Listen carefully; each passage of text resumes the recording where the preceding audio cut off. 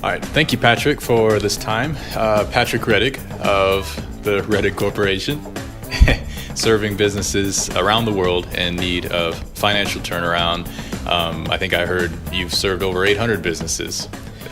We took a stab at that number. Man, I don't know. I've been doing this a long time. And when you think about how many businesses per year times how many times I've been in business, how long I've been in business, it's a lot. It could be a little less, but it could be a lot more. Yes. Yeah. Well, you've been around the block to know quite a bit. And so what we're going to do today is ask a few questions, and hopefully you can enlighten us, answer a few questions. We're going to dive right in.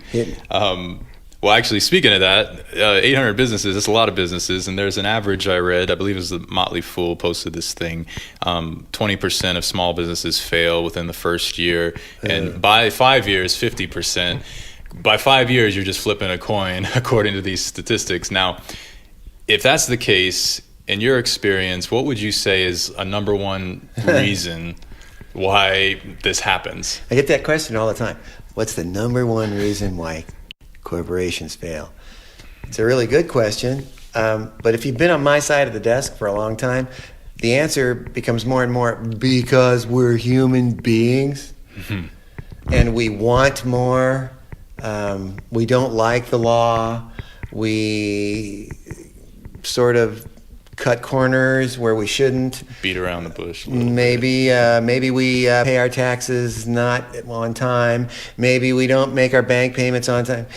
The bottom line is knowledge gets in the way, stubbornness gets in the way, greed gets in the way, human being gets in the way, and then, life gets in the way. So I think the bottom line is you can't do this by yourself. You have to have partners that understand what you're doing, and you have to have a sort of a small team of people around you that get it. Like, you can't be the accountant and the owner of the company. You got to have an accountant, a guy that knows what he's doing, not a guy that flunked out of school 50 times and he's giving it a shot for $8 an hour. That's not the guy. And for those of you that flunked out 8 times, sorry, but we here, when we have the responsibility of a business, you got to have people around you that know what they're doing. You have to have a bookkeeper, a CPA, a salesperson. You have to have someone that can do odd jobs for who knows what around the company. You have to have an IT guy that understands computers and what you need. And you yourself have to accept the fact that as a company owner, you don't just get to do what you want to do. Like if you're a car mechanic, you don't just get to be a mechanic. If you're a plumber, you don't you have to administrate the company. Sure. So if I had to say it in a short word, we're human beings. There is a lot of knowledge that needs to happen, and we need to accept that knowledge. When we don't, we get in trouble. Do you think a lot of these businesses that are failing don't have all this sort of infrastructure of employees? Sure. And they don't want to pay them either. I mean, a small business doesn't have the money to do that. So you're thinking, I'll save the money by doing this job myself or that job myself, when actually you're costing yourself in the long run. You're actually destroying your business if you don't have people around you that can help you and direct you. And by the way, the big one, keep you accountable. Now, I always talk about taxes, and taxes are what really snag people up because we don't want to pay them. People fudge on their tax returns and they get in trouble. They fudge on payroll and EDD and sales tax. Those are all bad ideas, man. Those are the things that really take people down. And of course, the worst one, charge cards, and the interest on charge cards. And ultimately, these challenges hit people, and all of us can get help. These are all problems that can be solved. That's why I have a job. Yeah, you help these exact situations. Oh, you yeah, insert man. yourself, you start helping. Oh, yeah. Well, that leads right into the next question, which is, when talking about surrounding yourself with employees, with people that are going to help just the overall cause of the business and just building that infrastructure. Another thing that you and I have talked about, and I wanted to touch on it a little bit with this question, is employee relationships. They're your employees, you're the boss, but I know a lot of times certain friendships develop. What would you say about can a boss be friends with his employees? What is your take on that? I'll use you and I as an example, okay? we get friendly and friends mixed up, or shall I say respect and friends. You and I are friends, and if we were going to do a business together, I would own it with you so that we are both responsible. Because if I make you an employee of something that I'm doing, I'm responsible for everything, and now your family and what I do affects your family. And I have to remember that. I have to remember that I'm large and in charge, and my employees are going to try to make me happy. They may not know what's best for me. I'm the guy that's supposed to know. So being friends with your employees, I would say respect your employees. Remember that they are counting on you. Always try to know more about your business every day so you can pass that on to your employees. But making your employees an equal with you is a very dangerous thing, because they don't know what you know. And they're not supposed to. They're supposed to know their job. So be very careful with that. But like I said, if I used you and I as an example and we decide to sell lamps, if you're a partner with me, we're an equal shareholder. And if you make, if we make $10, you make $5.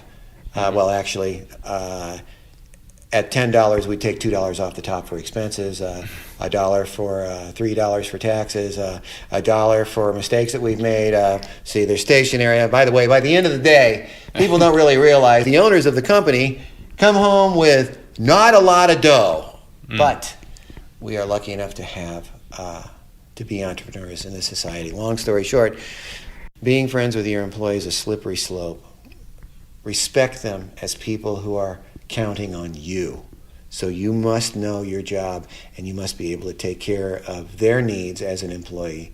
And sometimes do the hard work, which says, hey, Bob, we're not going to do it your way. I'm responsible for the company, and your way doesn't sit right with me. We're going to have to do it my way. If that's okay with you, Bob, let's get back to work. If that's not okay with you, Bob, I'm going to have to understand. And I understand that your place perhaps is not here. It's a touchy subject. Tough, especially with good people. Yeah. Well, I appreciate you mentioned that one. I know that question comes up a lot.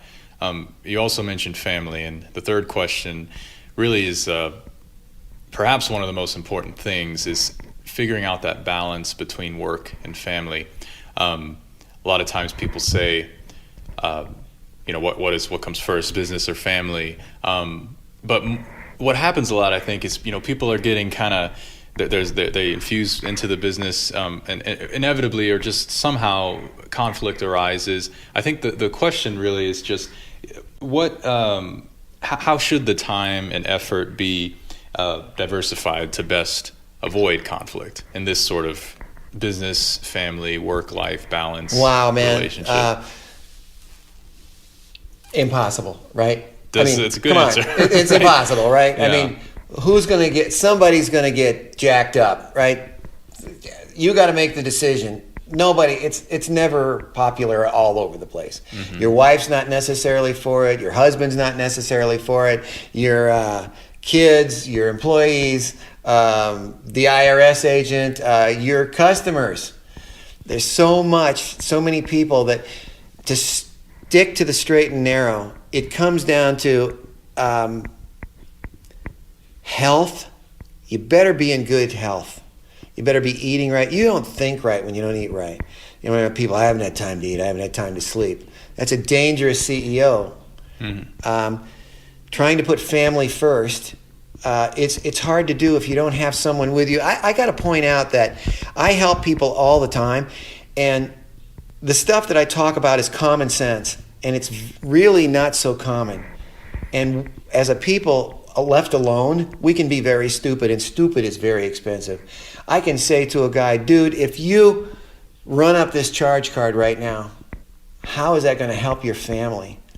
If that guy says, well, I'll be able to pay the charge card back sooner than later, I know that's not true. I have experience, and all of you listening to me know that you can charge on a charge card, you never pay back. It's a mess trying to pay back charge cards, right? Okay, and so the family's going to suffer, right? Mom goes to the grocery store, the charge card's maxed, or it's been cut off. Let me say that what your question has brought up to me that is what I teach. The balance has to be there every day, every hour. And without someone there rallying you on, look, I can only take so much business. It's not like this particular show that we're going to do today. If it brought me too much, I can only take so many customers because it's such a personalized thing to get people off the ground and to stay there. And once, if I could even use this as a conclusion, learning to balance your life and to live correctly, that's the gig. And how you do that is with someone who knows how to do it. At the end of the day, you want so much. We all want so much. But the real, true peace of mind is to be able to continue. Not to have your dream torn away from your life because you made mistakes. To be able to continue. The question that you have, balance is an minute by minute, sure, hour by hour. And reactive management is never good. Like, this happened, I have to do this. This happened, I have to do that. Rather, being prepared, having the right infrastructure that you said, having the correct relationship with, you're starting your own business. That's how we got this. And the stuff that you will learn from this is simply common sense is not so common. Well, I want to make clear too, you help people. Like, this is what you do. You help, go in and you help the people in trouble. Yeah. So for those who are watching that need help, how can they get in touch with you? I have a website, therettigcorp.com, RETTIG, and you can call me, 760-662-9668. I want to point out something, as long as we got the cameras rolling. I get people back to second chances. I get everybody back to a second chance. Everybody who wants to do the hard work. And most everybody wants to do the work. They want their stuff. The key, you can play this back 15,000 times. The key is, if you get a second chance, what are you going to do with it? If what I'm saying is sort of ringing true for you, and it looks like perhaps you have a problem, don't waste any time. Hit the like button and leave a comment, or call me at 760-662-9668, or look up therettigcorporation.com, RETTIG.